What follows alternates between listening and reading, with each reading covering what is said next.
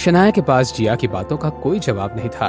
It's okay, एक मामूली bank employ होकर भी वो अच्छा ही काम करता है। शनाया ने सोचा कि इससे बेटर कोई जवाब नहीं होगा। कभी कभी शनाया सोचती थी कि काश आहान एक मामूली एम्प्लॉय के अलावा कुछ और होता। भले ही वो ज्यादा नहीं कमाता, पर फिर भी उसे अच्छा लगता। इट्स ओके, बैंक एम्प्लॉय होकर भी आहान अच्छा ही कमा लेता है। शनाया ने जिया से ये बात कही, पर मन ही मन वो खुद भी चाहती थी कि काश आहान कुछ और काम कर रहा होता। अच्छा वो छोड़ो, मुझे ये बताओ कि तुम कह रही थी कि किसी औरत ने तुम पे हाथ उठाया है, ये कैसे हुआ? शनाया ने जिया को सब कुछ बताया, बस राकेश के आने के बाद वहां क्या हुआ ये नहीं बताया। इस वक्त जिया को बहुत गुस्सा आया था। पागल औरत, कोई इतना घमंडी कैसे हो सकता है? तुमने कहा था कि तुम्हारा पति उससे डील करने के लिए वहां रुका है। तुमने पूछा नहीं कि वो क्या करने वाला है? नहीं, आई एम श्योर वो उसे हैंडल कर लेगा। शनाया, मुझे लगता है कि वो कुछ नहीं करेगा, बस माफी मांगकर आ जाएगा। उसने तुम्हें इसलिए ही पहले भेजा होगा ताकि तुम्हारे सामने उसकी वैल्यू कम ना हो जाए। नहीं, ऐसा नहीं होगा। मुझे अपने पति पर पूरा भरोसा है। जिया मन ही मन में सोच रही थी। भरोसा? माय फुट, बेवकूफ समझती भी नहीं है कुछ। अगर उसे सबक सिखाना ही होता तो तुम्हारे सामने ही बताता ना। तुम्हें यहां क्यों भेज देता? तभी आहान रूम में आया। आहान को देखकर शनाया की सांस में सांस आई। शनाया को देखकर आहान ने एक लंबी आह भरी। अभी तुम आ गए। तुम कैसा फील कर रही हो? आहान ने प्यार से पूछा। मैं अब बेटर फील कर रही हूं। तुम शनाया के पति हो? आहान वहां बहुत कंफ्यूज खड़ा था। आहान, ये जिया है। कॉलेज डेज में हम रूममेट्स थे। शनाया ने उन्हें इंट्रोड्यूस करवाया। हेलो, मेरा नाम आहान है। आहान ने स्माइल करते हुए अपना हाथ आगे बढ़ाया। आहान, तुमने उस औरत के साथ क्या किया जिसने शनाया को मारा था? मैंने पुलिस को बुलाया, अब वो ही इसे हैंडल करेंगे। पुलिस? तुमने पुलिस को बुलाया? उन्हें बुलाने का क्या फायदा होगा? वो ऑब्वियसली अपने कनेक्शंस की वजह से बच जाएगी। तुम्हें पुलिस को नहीं बुलाना चाहिए था। तुम्हें इस चुड़ैल के हाथ तोड़ देने चाहिए थे। उसने शनाया पर हाथ उठाया था। जाने तो जिया, अब सब खत्म हो गया है ना।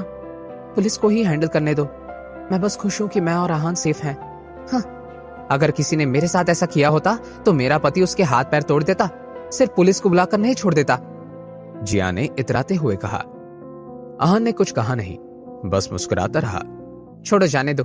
शनाया, परसों हमारा क्लास रियूनियन है, भूलना मत। तुम पिछले 2 बार से नहीं आई हो, इस बार जरूर आना। हमारे क्लासमेट्स तुम्हारे पति से मिलना चाहते हैं। Yes I will. ठीक है, तो फिर मैं तुम्हें परसों मिलती हूँ। अभी तुम रेस्ट करो एंड टेक केयर। इतना कहकर जिया वहां से चली गई।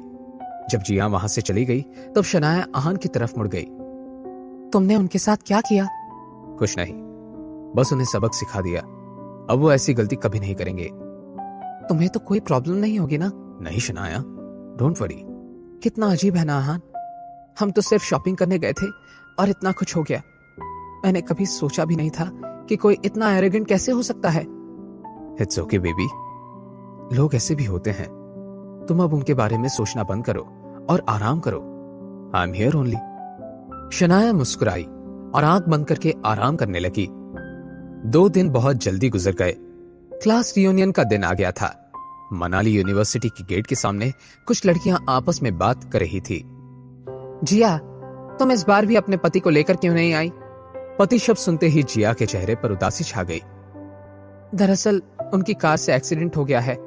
सच ये था कि उसका पति कोई बहुत अमीर आदमी नहीं था। वो जहां का खुद को बॉस बताता था, असल में वो वहां एक सिर्फ एम्प्लॉय था। उसे भी ये बात शादी के बाद पता चली, जब वो उसके बच्चे के साथ प्रेग्नेंट थी। अब जिया के पास ये एक्सेप्ट करने के अलावा और कोई ऑप्शन नहीं था। रियूनियंस में इस टॉपिक पर बात होना जरूरी था। सब जानना चाहते थे कि आखिर उनके क्लासमेट्स का स्टेटस क्या था। कुछ लोग काफी अच्छा कमा रहे थे, तो कुछ लोग अभी भी बेसिक जरूरतें पूरी करने के लिए स्ट्रगल कर रहे थे।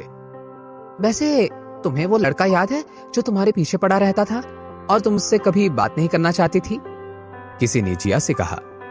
कौन वो, जिसने मुझे बहुत सारे फ्लावर्स और लेटर्स भी दिए थे? हाँ हाँ, सुना है वो आजकल बहुत बड़ी मल्टीनेशनल कंपनी में वाइस प्रेसिडेंट है। अच्छा। वो मन ही मन सोच रही थी कि काश उसने उस वक्त उसका प्रपोजल एक्सेप्ट कर लिया होता। तुम्हें करण शर्मा याद है? सब में से सबसे सक्सेसफुल अगर कोई है तो वो करण शर्मा है।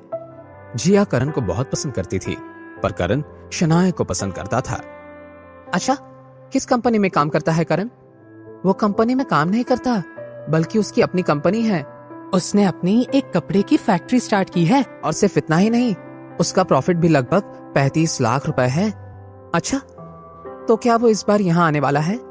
सब लड़कियां ये जानने के बाद बहुत एक्साइटेड थी कि क्या करण इस बार आने वाला था। पिछले 2 बार से रियूनियन में वही लोग आ रहे थे जो ज्यादा पॉपुलर नहीं थे। वहीं जिया सोच रही थी कि अगर इस बार करण आएगा तो उससे अपनी दोस्ती रिन्यू करेगी। वो आ रहा है। करण सिर्फ आ नहीं रहा है, उसने मिलने के लिए लीव बुक किया है। रेस्टोरेंट का नाम सुनकर जिया की आंखें खुली की खुली रह गई। वो उस रेस्टोरेंट में जाना कभी अफोर्ड नहीं कर पाती। इतने में किसी ने पूछा, अरे क्या ओवर स्मार्ट शनाया भी पार्टी में आने वाली है? शनाया का नाम सुनकर जिया का मुंह बन गया। वो सोच रही थी कि वो शनाया को नीचा कैसे दिखाएगी।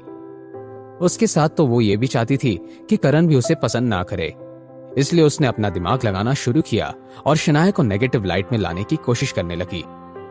जिया ने शनाया के बारे में क्या बोला होगा? जब शनाया को इस बारे में पता चलेगा तो वो कैसे रिएक्ट करेगी? जानने के लिए देखिए अगला एपिसोड सिर्फ पॉकेट एफएम के यूट्यूब चैनल पर, और सीक्रेट अमीरजादा के सारे एपिसोड्स को सुनने के लिए डिस्क्रिप्शन में दी हुई लिंक से डाउनलोड कीजिए पॉकेट एफएम ऐप।